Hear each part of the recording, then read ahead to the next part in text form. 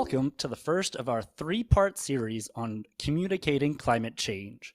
3 live sessions aimed at getting to the heart of how the way we talk about climate has shifted and how stakeholders across the media, business, and nonprofit world are adapting to meet communities where they are. In this first panel, moderator Carl Nassmann, climate correspondent at BBC News, speaks to John Marshall, CEO of the nonprofit marketing firm Potential Energy Coalition, Benji Backer, founder of the nonprofit Nature is Nonpartisan, and Philmona Hale-Michael, Director of U.S. Policy and Government Affairs at Global Citizen.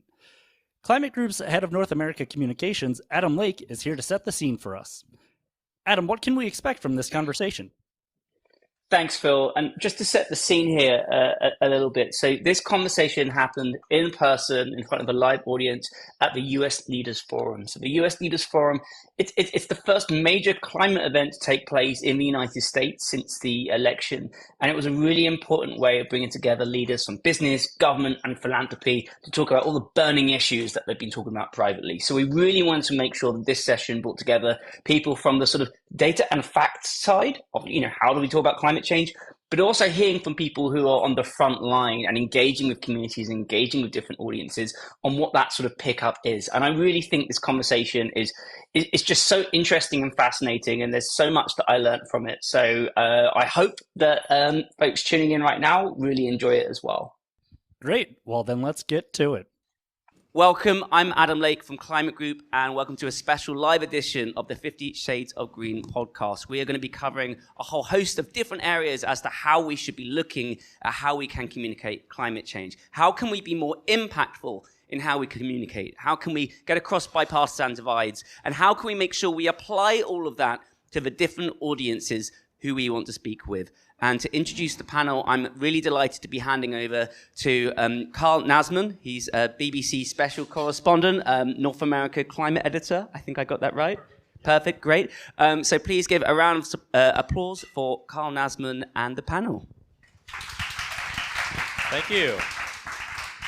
Thank you, Adam. Great to have you all here. And obviously a big greeting to our podcast listeners in the future as well.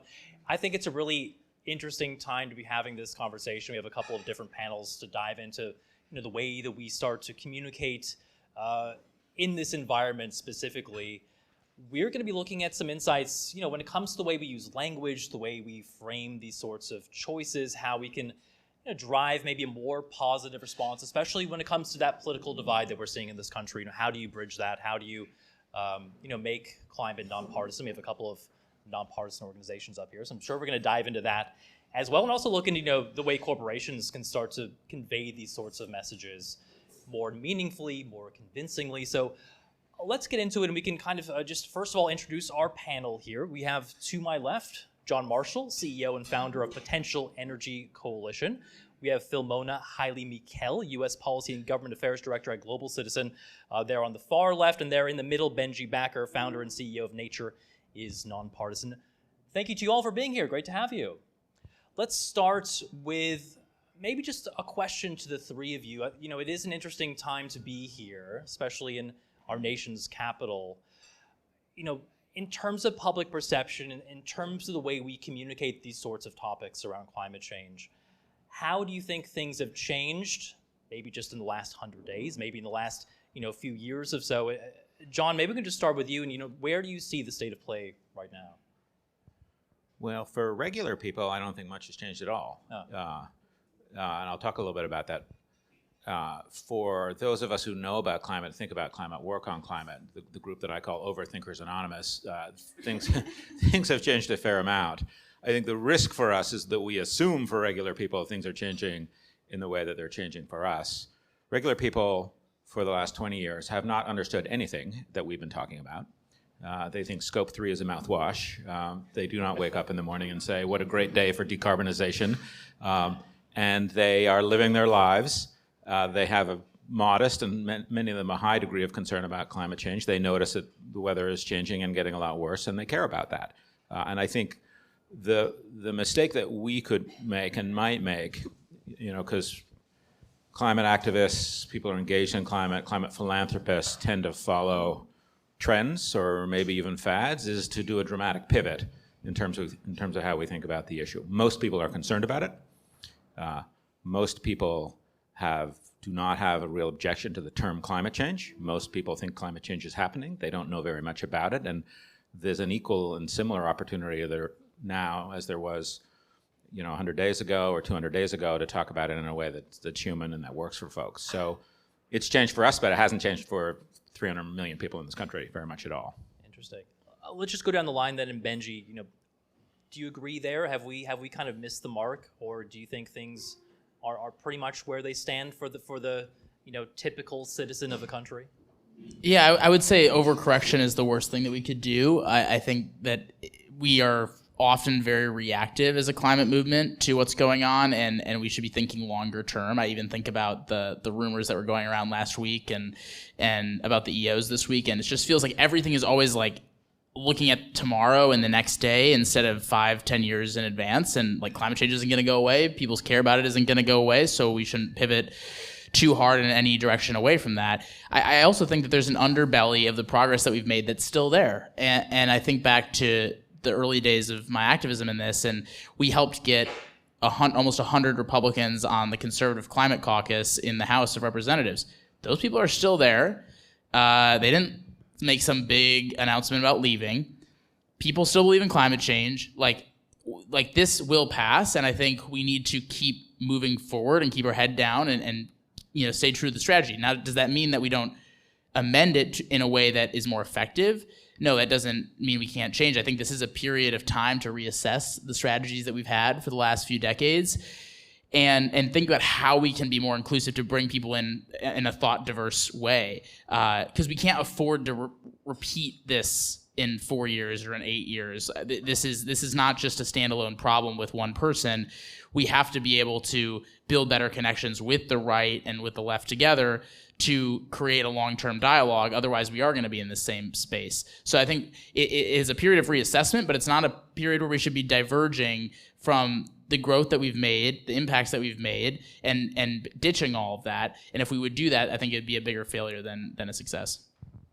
What do you think, Filomena? I would agree with a lot of that, but I'd say definitely in DC, people are being very pragmatic. They have to be concerned about, the potential EOs.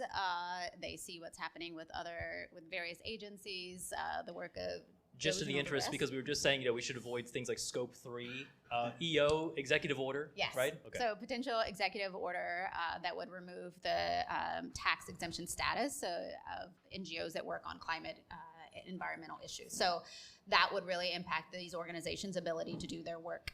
So I think, yes, while you can't throw out everything you've done in the past and stay completely quiet, I think groups also have to think about their own survival. We have seen what's happened in some of the other sectors that have been kind of hit first, and like with foreign aid, where I mainly focus. And so groups I think, have to be cautious and figure out, not necessarily how we change what we're doing, but how can we still survive in this environment so that we can continue to have impact. What does that kind of caution mean right now? I mean, how specifically are groups like Global Citizen or other groups that you speak with, how are they going about that? We are in a fortunate position in that we're not implementing on the foreign assistance side. We are an advocacy organization, but definitely looking at implementer groups and others across various sectors. I think it was a lot of trying to stay quiet, trying to just assess the situation, getting legal support to figure out what are the implications of some of these new executive orders, the funding cuts, the reviews. So it's really a period of assessment, I think. So just being cautious and waiting and seeing if and how to be able to operate going forward. Well, and John, just to come back to you, because one of the things Potential Energy Coalition does is drive that public demand for climate solutions. I think you were hinting that demand is still there, right? Is that what you're seeing? Is it just a matter of going about that demand differently? Yeah, we so our mission is to get people to care about the issue and increase citizen level demand for the solutions. And so we care deeply about the individual citizen, whether they're in the suburbs or in the farms, whether they're rural or suburban or urban. And so we gather an immense amount of data on this. So we've served and measured about 3 billion ads and done about 1,100 message tests. And so all I can tell you is what that massive amount of data says. If you take 14 different potential climate policies, like let's put a fee on carbon polluters, or let's put incentives toward clean energy, list out all the things that you might want to do. The ratio of supporters to opponents is 5 supporters to 1 opponent on average. Wow. And for 9 out of those 14, there are more Republican supporters than there are Republican opponents.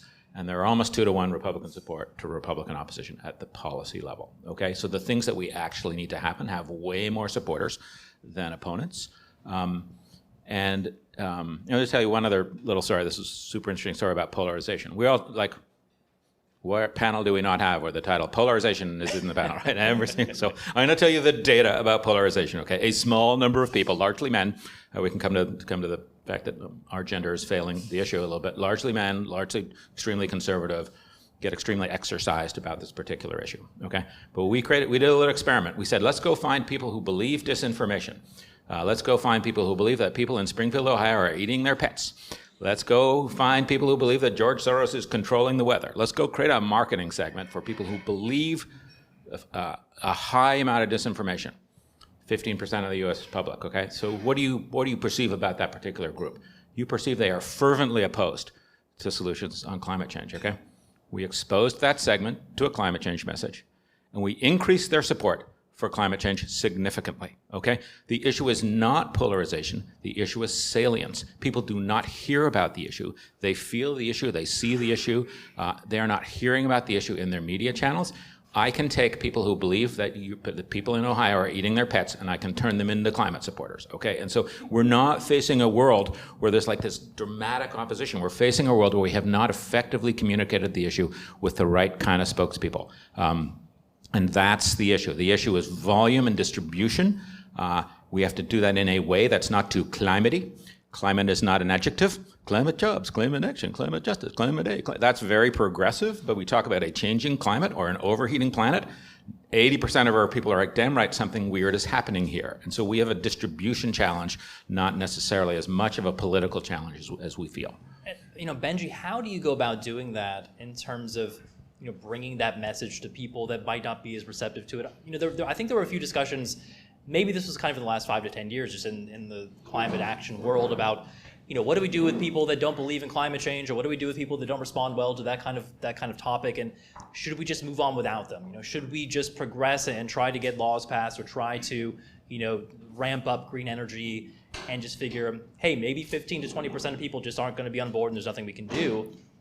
Where do you see that? I mean, do you think that everybody out there is potentially someone you could bring on board, or are there just certain people who just simply are going to say, hey, look, that's not for me?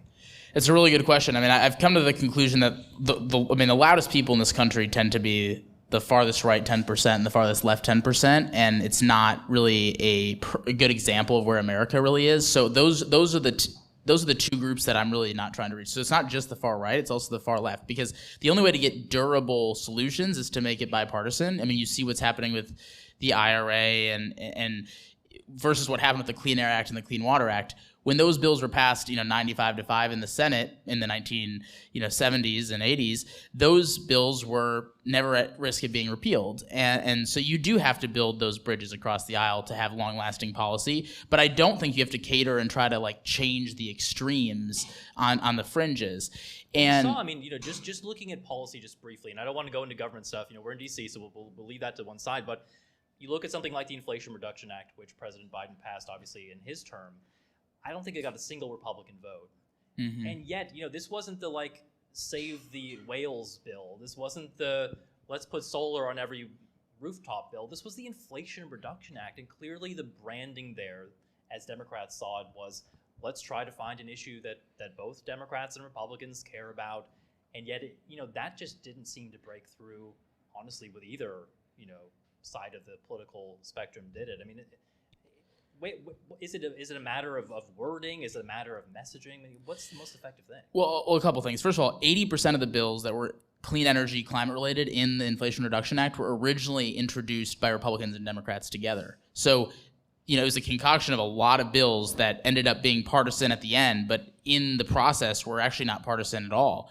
So I think that's also just, it's a bigger symptom of politics right now where you bunch everything together, you put it all in a package during an election year, and it ends up being partisan. But let me zoom out from that for a second. There was a bill called the Growing Climate Solutions Act. It's not some massive climate policy, but it helped farmers, do sustainable agriculture with climate in the name.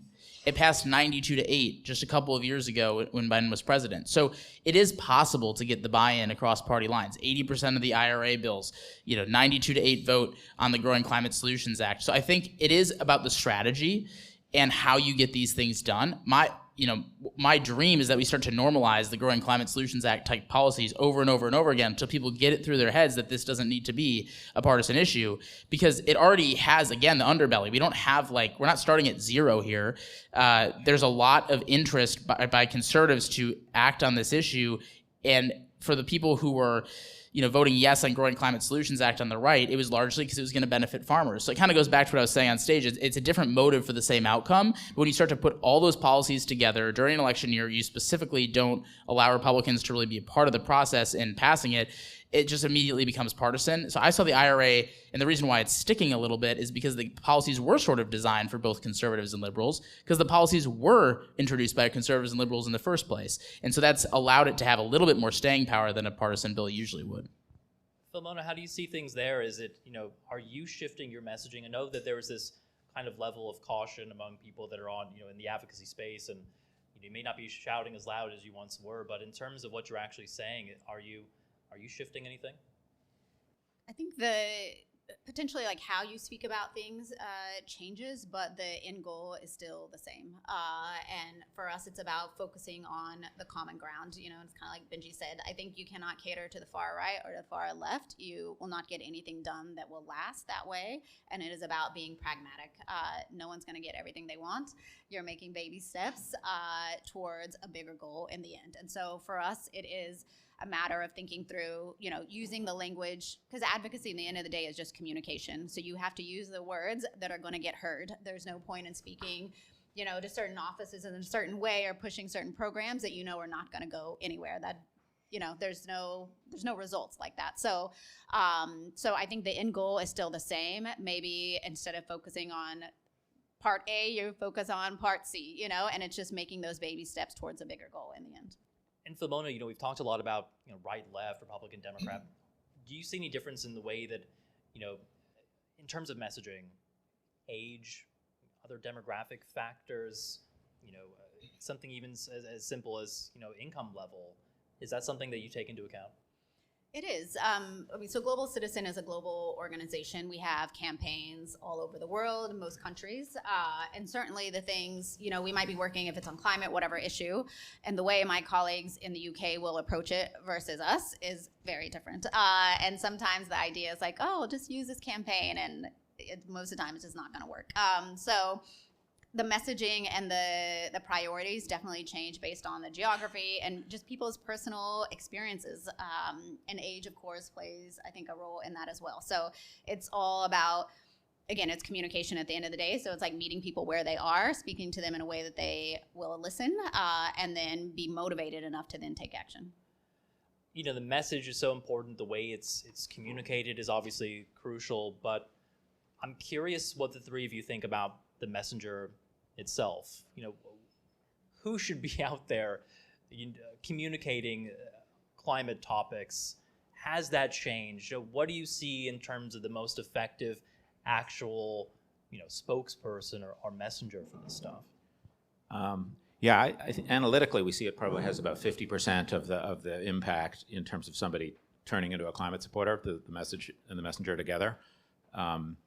We have a sad situation in that we have chosen the least trusted humans on the planet, sorry for the podcast listeners, they are called politicians, to be the primary messengers, okay? And so if I go wave a magic wand and change one thing, it would be a dramatic increase in non-political messengers. So I see Lisa Patel here, who's a physician, who's growing this group of physicians, which is really important, right? I see Ed Kearns here. We need a whole bunch of business people talking about the insurance crisis. We need to really dramatically broaden, from all walk. We need firefighters. We need scientists. We need farmers. We need to dramatically broaden. And one of the challenges we have with climate change is people are not really that interested in concepts. They're interested in people, right? Like if you go look at the Google Trends on climate change, you see a couple of spikes. When did those spikes happen? They happened when Greta showed up. She was a human. She was a kid. She was interesting. We could tell stories. She sailed a boat. It was like interesting stories. And so we need to humanize non-political messengers in a way that we can see ourselves in this issue. And we started with graphs and charts, and we're still on concepts, and we're still on global competitiveness and that kind of stuff. I can tell you, if I do an ad test and I put a person in the ad, it always outperforms another person. If you can see the whites of the eyes of a person, it will even more outperform. So the more we have real humans talking about this issue, the better we will do. And we need 10% politicians and 90% real humans rather than the other way around. I completely agree. If I can just jump in there, we did some polling a few years ago, and people are going to hate this, but Elon Musk was the most trusted climate leader by Gen Z 5 years ago. What about Next now? up was Jane. Yeah.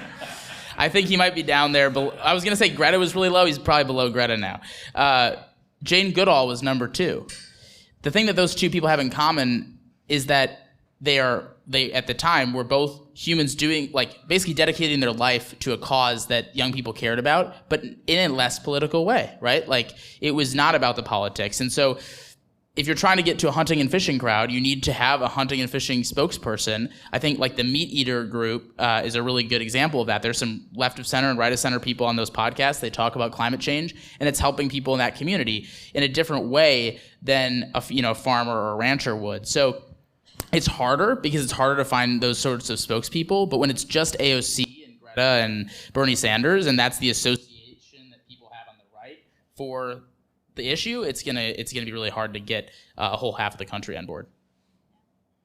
Totally agree. And we have a Global Citizen Prize award that we give out every year. Started, I think, 4 or so years ago. And it is precisely because of that. We saw, so we have our best known for a huge music festival, essentially benefit concert that we put on in Central Park every September with 60,000 people, and they're all advocates who've earned their way to be there. And usually it is a lot of the politicians that we will have on stage. But then realize it is the young people, it is people with lived experience that they want to hear more from. And so with this new Citizen Prize, we have a smallholder farmer, female farmer from Kenya. There is a young woman in Fiji, someone else in Samoa. And these are people who are telling their stories and sharing their lived experience of how these issues impact them. And they definitely receive a lot more kind of trust and connection from our audience than a politician that folks don't trust as much. I want to maybe just add one other thing about messengers, which is the business community, because I know a number of folks here are from the business community, and a big question in the business community is, okay, should we talk about climate? Is it good or bad for our business? And if you go to London and you walk around, you see like net zero on the ads on the taxi cabs, right? And you're like, okay, that's interesting. That's actually kind of useful for people to be, even though no one knows what net zero means, for people to be actually talking about it. And so, I come from the business community. We have there's a dramatically higher influence on society from the messaging that comes from the business community. And so there's a fundamental question. Is it smart for a business leader to say the words climate change? And I'm only going to give you a data-driven answer to that.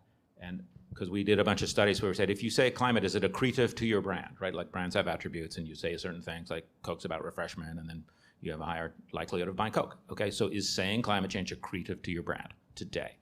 And the answer is definitively, analytically, yes. Okay, so for investors, for consumers, and certainly from employees. So maybe businesses aren't saying climate change because their government affairs people are saying that that's a risky thing to do, but the 3 major constituents is definitively yes, that it is accretive to their brand. The words climate change. Now, what's really important about that is to frame it as a material business issue, not a moral social issue. And the challenge with ESG is that it pulled climate into a social issue as opposed to a business issue. So when you do talk about climate change as a business leader, you will win if you talk about risk and opportunity, and you will lose if you talk about these are a certain set of social values. But we are finding definitively that those words should be used, and they are not being used. But it is not because customers and investors and employees don't appreciate companies asking on it. The data is very clear on that. I mean, John, that's a really interesting point, maybe a good way to start to wrap up. Just looking at businesses and corporations, because I remember being in Dubai for the COP meetings there, and there were just as many corporations, fossil fuel corporations, just about everybody was there. They had a setup, they had their slogans, they had their net zero pledges, 2050, 2030 looking out. And this was big part of messaging. I just don't see that now, and I don't have the data to back it up, but just sort of, just looking around, it just doesn't feel like corporations are going with that messaging as strongly as they once were. Maybe that'll pick up again. We have more COP meetings obviously coming up in Brazil later on this year. But Benji, what do you think about that? What kind of take do you have on the way that corporations are or should be incorporating that kind of messaging? Is that maybe it's still good for business, but I think that there's still a different atmosphere where those three letters, either ESG or DEI, are not popular right now. Mm-hmm. So, where do corporations go? Yeah, I mean, I think John makes a really good point. I think it's this middle ground between like going full in on ESG, which I think was sort of a mistake to the point that you were making about making it a moral, social argument, and also just completely backtracking. Neither one of those are good ideas. And I think a company that is doing a really good job of this, for example, is GE Vernova, where they're not messaging about the social cost of climate change, but they're talking about how their business is going to help propel a more sustainable future in a pro-climate way and also create jobs and help people's lives and all those things. Now, not every company is, a clean energy company like GE Vernova, but talking about the business impacts makes sense to people. I mean, an insurance company is not lying when it's saying that climate change is impacting their business. An investment company is not lying when they're talking about that. So say that, talk about that. The public knows that, and they're not going to perceive that as a political agenda. But when you just talk about it in platitudes or like net zero pledges, it comes across as political to people. And I think that, but because that's the case, a lot of companies have shied away from engaging completely, and that's not the right decision either. Philomena, last word to you. I know you're not a corporation, but you're probably working with them too. Do you have any insights? Agree with a lot of what Benji just said, and I think at the end of the day, people are craving authenticity and simple, clear, pragmatic language. I think we did message testing with an organization a few years ago, and climate policy didn't work well for anyone. But when we talked about solar energy or green jobs, polluter pays principle, things that people could clearly understand and made sense, then they were more supportive. And I think especially from the business perspective, things have to make economic sense. I don't think anyone wants to be preached to.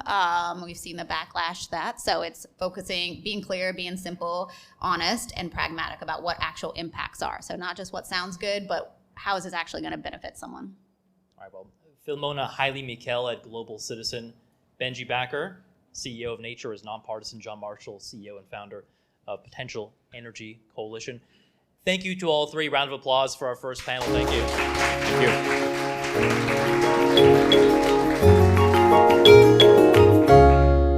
you. In this next panel, our moderator Carl Nassmann joins Antonietta Cadiz, Deputy Executive Director of Climate Power and Acción, Aubrey Connor, Director of Environmental and Climate Justice at NAACP, and Kevin Clancy, Creative Director of Evident Media. Adam, what insights do you have on this episode? Well, I think we've just come from a session where we've heard some really interesting and kind of provocative statements on data, which I just found absolutely fascinating. So what I love about this is we've got three people who engage with audiences. They're experts in their field. And so this is really a lesson of how we take theory and turn it into practicality. So let's jump in. Wonderful. Let's rejoin the show for some more climate communications insights now. Last but not least, obviously, we want to talk about some of these insights and some of this analysis. How do we actually implement that? How do we bring that into account? How do we leverage some of what we've been talking about in terms of going forward? So let's bring in our next panel here. And we can bring up, let's see, do we have hello? Come on, have a seat. So we have Antonietta Cadiz. Pick a seat, there's no assigned seating, don't worry, it's not it's more like Southwest Airlines up here.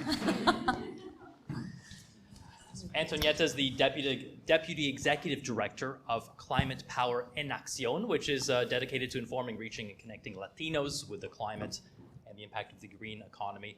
To her left, Kevin Clancy, Creative Director and co-founder of Evidence, a nonprofit documentary journalism organization, very cool. And we have Aubrey Connor, Director of Environmental and Climate Justice with the NAACP. Thank you to you three for being here. Three obviously incredible communicators, all kind of maybe directed at different audiences. So it's great to get your perspective here. I just want to start with maybe one question to the three of you. How are you finding the way you engage with audiences? What's working? What isn't right now in this climate? Aubrey, you want to start off? Yeah. Well, we at the NAACP, we're working a lot with folks on the ground. Our branch, our state conference leaders, we're working directly with frontline, fence line communities, communities who are facing a number of different burdens, whether it's environmental, climate, housing issues, education issues. And because people are dealing with so many different things, it's important to be concrete with what it is that people can do. What it is, what are the solutions, what are the ways that they feel like they can make a difference. And so that's something we've really been leaning into, ensuring that we're thinking about narrative storytelling, that we're thinking about ensuring that we're leading with voices from those communities.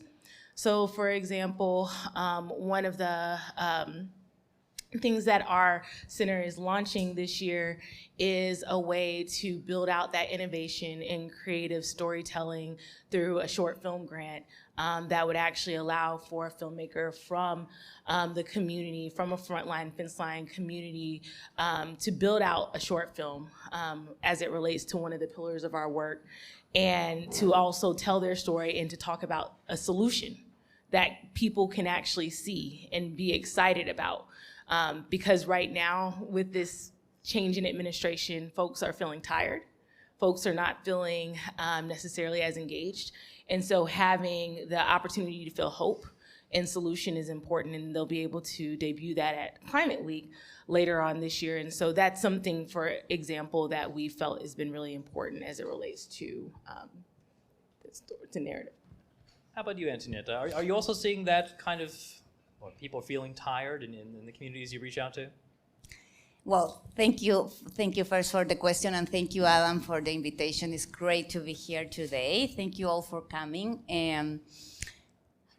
We work in Climate Power en Acción. It's a strategic communications organization. So basically, our job is to communicate climate. And I work specifically with Latino audiences, so very much focused there. And yes, I am seeing, I am concerned about engagement, how we engage people with climate, how we make the natural interconnections evident for our audiences. And I agree completely with the previous panel. I think it has to do, of course, with how we convey the message, but also the messengers.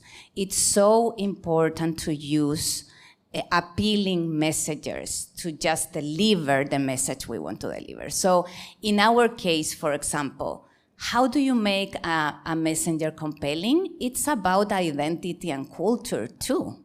It's not the same to have a person, for example, from Venezuela that lives here in the United States talking about climate and their experience than a person coming from Chile. For example, I am from Chile originally.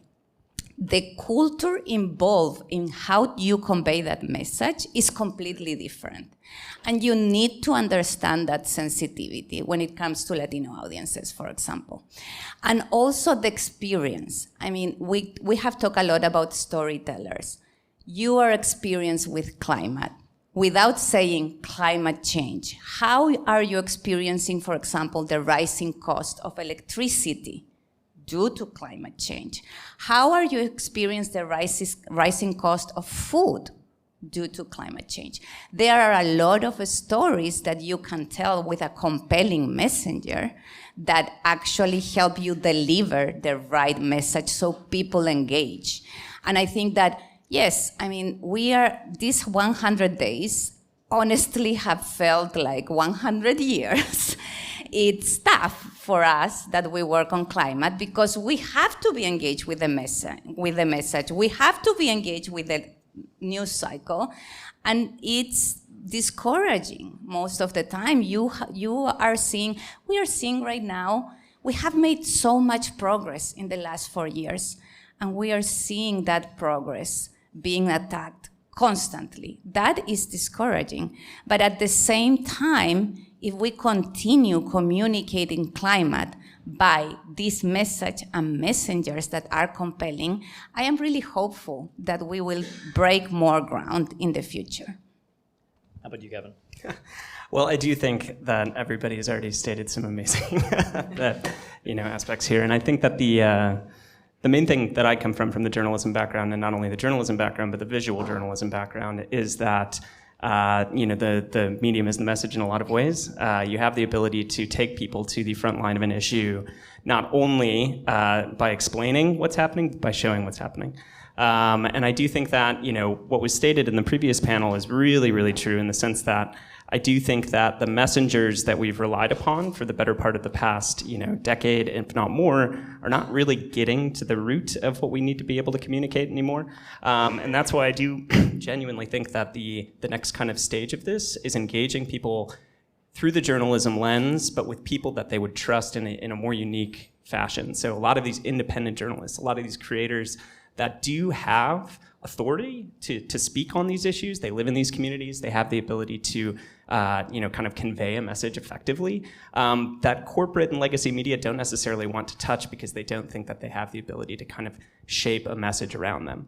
We in the nonprofit media world have a really, really express interest to reach out to these individuals, work with them, put journalistic guidelines in place, but work with their message and their community and allow them to take the mic and be a part of the conversation in a really meaningful way. So I think that's kind of the next evolution of this. Kevin, just to bounce back something that you mentioned there, just in terms of visual storytelling about climate change, how are you seeing that right now? I know that a lot of the documentaries, a lot of the kind of reports that we see are, it's scary for people potentially. You see glaciers melting, or you see sea levels rising, or I was in LA in the aftermath of those wildfires in Altadena, and it was just absolutely shocking seeing block after block of burned out. The houses were gone. It was a chimney and a melted, a Toyota in the driveway.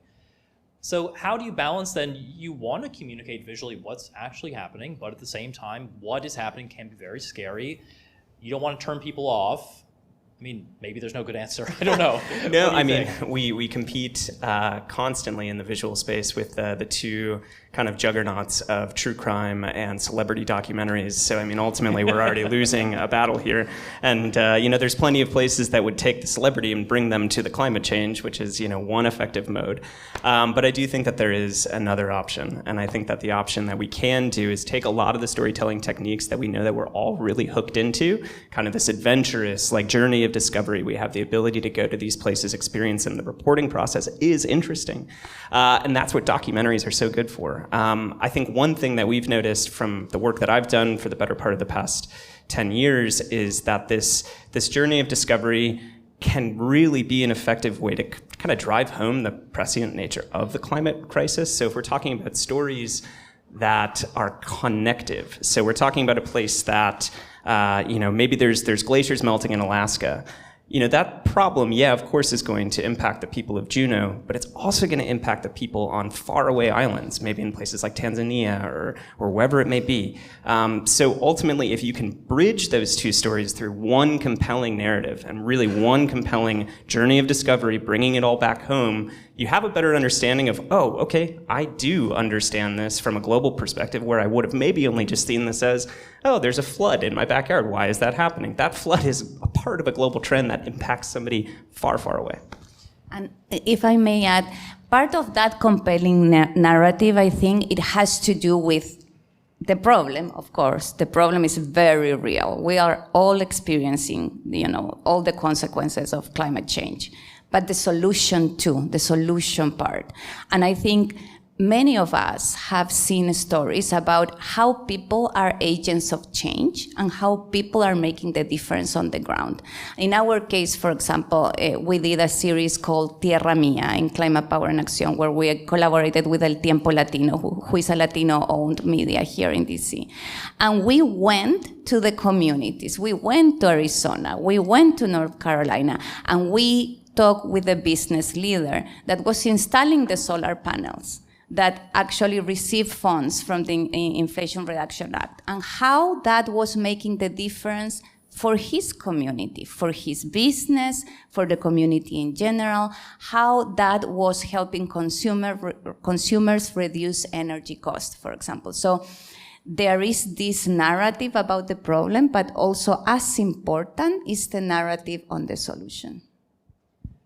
We're obviously on the 50 Shades of Green podcast, but I did want to bring up another great podcast, and this is one that's hosted by Christiana Figueres, and only because of the title, some may know, it's Outrage and Optimism, which I think is such a great way of framing a lot of what people in this room do. And I'm curious to the three of you, if you think about each one of those as a dial, you have outrage, you have optimism, how are you turning those dials? Are you upping the outrage right now? Are you upping the optimism? Is it 50-50? I mean, how do you balance a lot of people's very relevant anger about the way that maybe the world is progressing, or the lack of faster action, with, hey, we have solutions out there, we can implement those, we can get this done? Is there a good answer to that? I would say that for some folks, there's a collective outrage about all the things that are happening, particularly with this administration. But it is important to ensure that we streamline some of that outrage to issues that are happening in the environmental and climate space specifically. So how I kind of look at particularly the folks that we are engaging with across the country is that there are some folks who are already like, okay, I'm an activist, I'm an advocate, I want to do something, but how do we channel that to ensuring that they understand what they can do in the environmental and climate space? How do we channel that to ensure that folks who are in the public health space or other sectors, that they understand how they can connect their work to the environmental and climate space? And so I think that there are some folks that already exist. And then there's some folks that, because they fought so hard to try to keep us from the place that we're at right now, that there's a level of numbness that exists, and we have to do work to remind them that we are still off track, that we do need to come up with creative solutions, that those creative solutions have to be modeled and they have to be replicated and duplicated in other communities across the country in order for us to stand a chance. And so reminding people of that. But the optimism part, and this is something that I shared earlier and that I feel like is really important, is having people see the solutions in our filmmaking. For example, our grant, that's something that's going to be a really important component, because it can feel overwhelming for people to just see the problem and they don't necessarily feel like there's anything that they can do about it. Or if they see a solution where they're like, well, this isn't something that I, at a community level, can actually change. And so the solutions need to be grounded in real life experiences or grounded in solutions that come from the community. And that's really how we do our work. Even though I'm at a national level, I take a lot of my direction from our state conference, from our branch leaders. They come to me with their issues, and then from that, we build out what we're doing at a national level. And so I think that the optimism is really important as well, because again, even if you're upping the outrage, you have to have people be able to channel that into a space where they're actually able to build those solutions. Carl, I do feel that there are a lot of people very, very frustrated right now. I'm feeling a lot of anger because the last 100 days, again, have been a lot. I will share one anecdote that I had. We did recently an event in LA with a group of influencers, Latino celebrities, community leaders. We all gathered there to just be in community and also talk about the challenges that we have ahead of us. And there was one influencer that we work with, and she just, we were talking and she said, I needed this. I needed this. I have been, in my house thinking and thinking about this. What can we do? What is the next step? And I feel as isolated. I feel I need connection. I need to be in this room talking to people and making the next plan. How we will win again. How we protect the progress that we achieved. So I think that is so important. So yes, there is a lot of rage. Yes, there is a lot of frustration. But at the same time, you get the strength you need when you are at that low point. When you fail in life, that's when you get the strength you need to see the solution ahead of you. And I think we are very much at that moment right now. Well, in the journalism world, I mean, we can't amplify outrage or we can't really, campaign for the betterment of one particular issue. But what we can do is we can show reality. And I think that there are a lot of people who are outraged, and there are a lot of people who are optimistic in this moment. And I think the best storytelling always maximizes what a personal experience looks like. So, for example, from 10 years back, doing stories that are focused on Middle America and how a climate and revolt, like this kind of this energy revolution that was hitting the heartland, Iowa or Texas or wherever it may be, there was a lot of optimism at that time. We're talking about 2016. We're talking about people really kind of amplifying the renewable energy push. But then fast forwarding to 2025, where we stand now, kind of the helplessness or the hopelessness of places that have tried so hard to raise their voice while their land is literally crumbling into the oceans. Both of those spectrums exist at the same time, and it's our responsibility as journalists to amplify those voices equally, showing an optimistic but also realistic explanation of the world. From the documentary world, I mean, we can expand from there too, because so much of the work that I'm sure the three of you do is now online. It's not feature films anymore. I mean, what was it? Al Gore, what was the name of his documentary? Inconvenient Truth. Yeah. Inconvenient Truth. I mean, that was like literally like taking a film and then showing it in rooms like this. Like that was kind of the beginning of this whole movement, wasn't it? And now, I mean, maybe Al Gore's doing it on TikTok. I don't know, but I'd watch. I might too. But how do you balance those two arenas where that messaging happens in rooms with people? As you were saying, it's those kind of face-to-face connections, but also leveraging that really powerful digital online tool, reaching as many people as you can.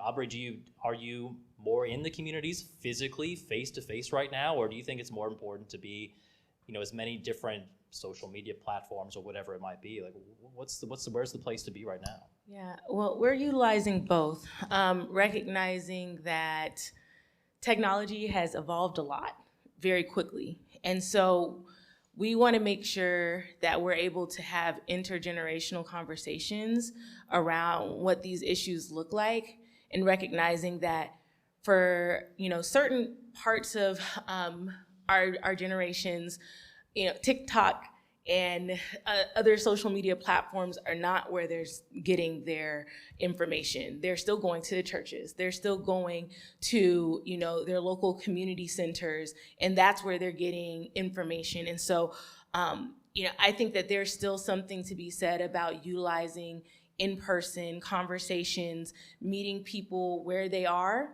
as well as ensuring that we're bringing along, the technology that we have available to us today, that we're utilizing social media, that we're utilizing different ways of demonstrating narrative and documentary formats of information, because all of it is going to help us to reach the different types of communities, and understanding that the communities that many of us are working with are not a monolith of how they're getting that information.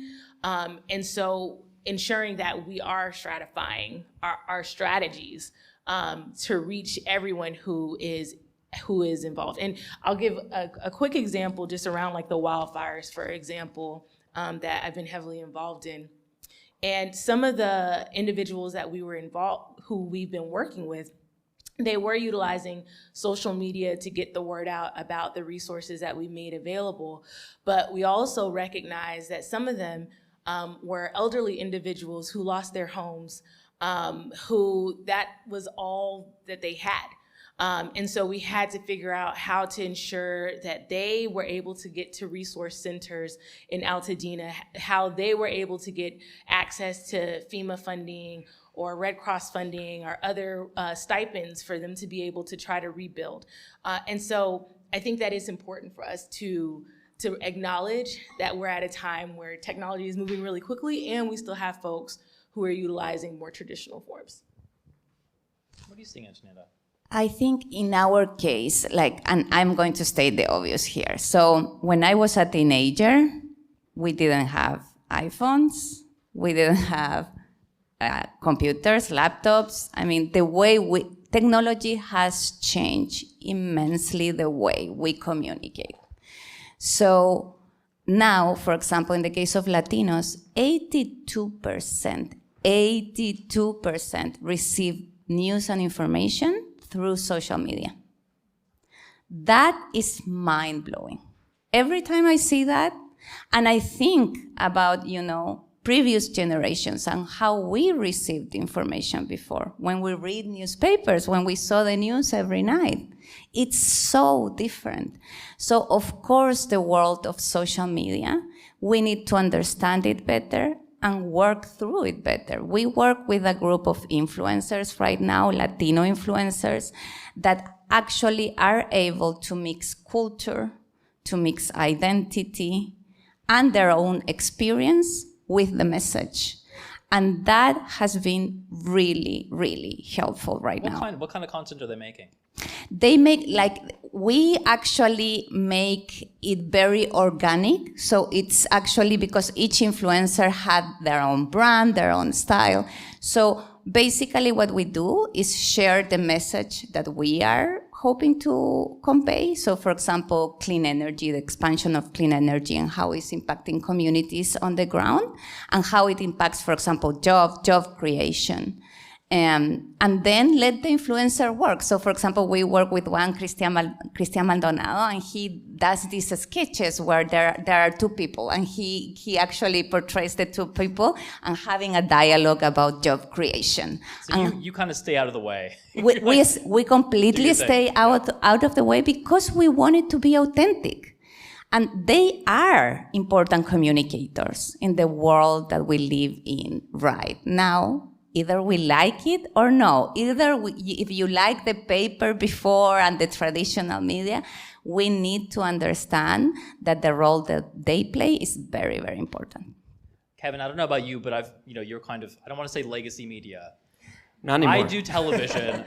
And a quick story, but I brought in one of my good friends from high school, his daughter and her friend, they're like about 9 or 10 years old, to the BBC and said, hey, come check out our TV studio. Do you want to sit in the anchor's chair? Look, this is how we do this stuff. And they were absolutely unimpressed. They had no idea what television was. They don't watch the news. They were like, what is this weird studio? Where's the TikTok, basically? I mean, how do we, is it simply we really need to adjust and get these, just be on people's phones? Yeah, I mean, I think there's a way that you can take the traditional forms of media, if you will. I would like to argue that documentary is in its own kind of category, but I will say that what we've found a lot of success in is taking, the content that we know that we were going to plan to make, a larger documentary project that, say, is 20 to 30 minutes and it spans, several different locations. Slicing off a piece, putting that up on TikTok in its full treatment. Some people, I don't know how you engage with the world on social media, but sometimes I'll lose myself for 20, 30 minutes just watching a full movie on TikTok, and it's like, how the heck did that happen? I think that we need to create content that meets the the individuals where they're actually consuming the content. So I have no issue. I mean, I think. The former life of myself being a director of photography, I would really kick myself saying that I don't care what screen you watch this on. This was not deserving of an IMAX release or anything like that. It was deserved to be seen. And I think that is something that we all need to be reconciling with, is the fact that if we do not get our stories out to the public in whatever form that they're trying to consume it, then it's not worth it. I could have a short theater release, festivals, 30 people come into a room. And it would not matter if that doesn't, contribute to the public discourse. I mean, if you only have 30 people in a room, it's not going to get anywhere. And I do think that I do long for the days of something like Inconvenient Truth making, kind of the rounds, because I do genuinely think that when was the last time we had this kind of like collective public discourse around a single issue? I mean, I think that obviously it's hard to break through with any single issue at the moment, but I do think that this is the single unifying issue, that if there were to ever be a massive mobilization of one singular topic or one singular piece of media, this would be it. I do love the idea of Al Gore on TikTok. I mean, truly. I think why not, right? Let's just wrap up here quickly with each of you. If you had one takeaway, one piece of advice for those here in the room, those listening, what would that be? Aubrey. Put you on the spot. Yeah. So I would say my one piece of advice is to understand that when you're engaging with certain communities, certain impacted or historically excluded communities, that there is a level of trust that comes from being in those communities, knowing that when you're going and talking with them, that they're dealing with a lot of different things and they need to understand why it is that you're communicating that this is the most urgent thing for them at that moment. Because everything is, quite frankly, very urgent for them. And so you understanding that and going into those spaces with that understanding, with that level of humility, I think will help to ensure that the narrative regarding the solutions, who's involved, the amplification of the outrage, as well as the solutions will go a long way. And also trusting them to be in charge of their own narrative and their own solutions as well. I would say that the business community has an important role to play when we talk about communicating climate. Why? Because it's the business community, the one that is seeing the impact on the ground. It's the business community who is expanding, generating jobs, the distribution change, etc. You are seeing the impact on the ground. So this past election was about the economy, was about cost. So how can we show the people that expanding clean energy, for example, is good for business? It's good for the local economy. It's good for the country. It's different if a person an advocate on climate say that message than a business leader, a local business leader. So it's so important to unify voices under that message and show the impact on the ground. And I think the business community has an important role to play there. This is going to sound a little bit selfish speaking to another form of public media here, but I will say the most tangible way that you can get involved specifically in amplifying messages is by supporting nonprofit journalism. I think that truly when it comes to the future of where we will continue to access our information, it is not going to be relied upon through corporate media. I do not think that is going to happen, specifically within the climate argument or the amplifying climate issues. We have learned that this is just not something that they are wanting to chomp at the bit to tell in a very meaningful and resonant way. And I think that through different forms of public support for media, whether it is through governmental support or whether it is through individuals, grassroots fundraising, like what we're building at Evident, I think the only way that we continue to tell these stories is by crowdsourcing funding to be able to do it. And we're trying to figure out a way to keep it going, into the future.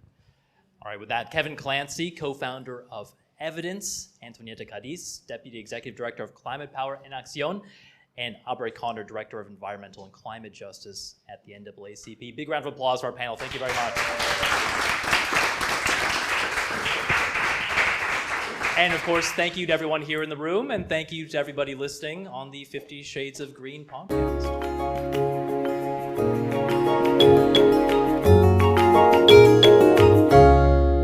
Thanks again for tuning in, and a special thanks to Adam, as well as Carl Nassman for moderating, and all of our wonderful panelists. 50 Shades of Green is available on all major podcast platforms. Remember to rate, review, and subscribe. Stay well, and we'll see you next time.